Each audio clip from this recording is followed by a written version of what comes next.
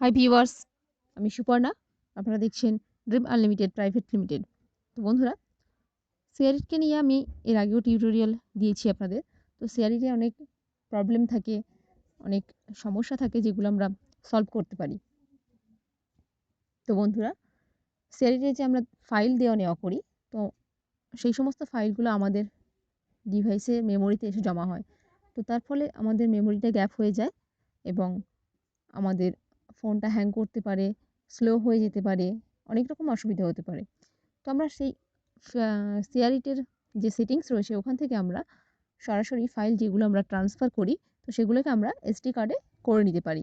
এটা শেয়ারিটের যে new version, যেটা আপডেট বেরিয়েছে, তো ওটাতে এই অপশানটা রয়েছে, ওখান থেকে এটা করা যায়।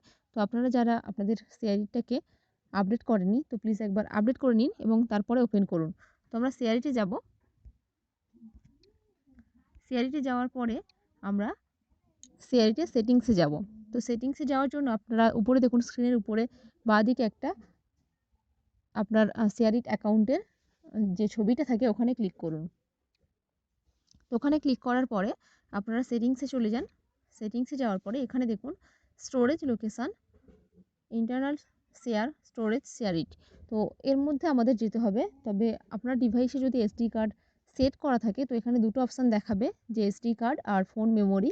তো এখানে আপাতত এসডি কার্ড আমার সেট করা নেই। তো আপনারা এর মধ্যে যাবেন। এর মধ্যে গিয়ে আপনাদের যেটা করতে হবে, আপনাদের ফোন মেমোরি থেকে সেটিংসটা আপনার এসডি কার্ডে করে নিতে হবে।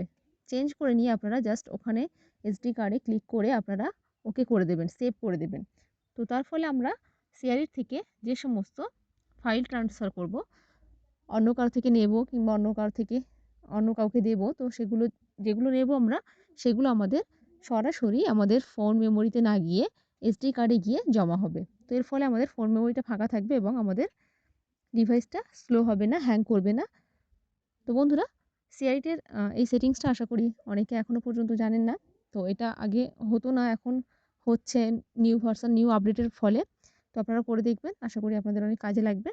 তো ভিডিওটি ভালো লাগলে লাইক, শেয়ার এবং কমেন্ট করবেন। আর আমার চ্যানেলটিকে প্লিজ সাবস্ক্রাইব করবেন, সঙ্গে থাকবেন। ওকে, বাই বন্ধুরা।